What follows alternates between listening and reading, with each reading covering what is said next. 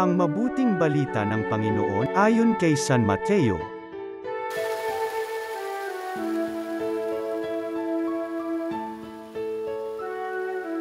Noong panahong yun, umuwi si Jesus sa kanyang bayan at nagturo sa kanilang sinagoga. Nagtaka ang mga nakarinig sa kanya. Sabi nila, saan kumuha ng karunungan ang taong ito?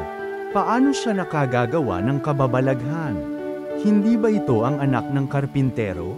Hindi ba si Maria ang kanyang ina, at sina Santiago, Jose, Simon, at Judas ang kanyang mga kapatid na lalaki? At dito nakatira ang kanyang mga kapatid na babae, hindi ba? Saan niya natutunan ang lahat ng ito? At ayaw nilang kilanlin siya.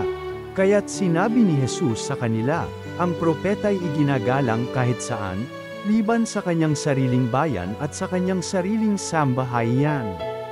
At dahil sa di nila pagsampalataya hindi siya gumawa roon ng maraming kababalaghan. Ang mabuting balita ng Panginoon.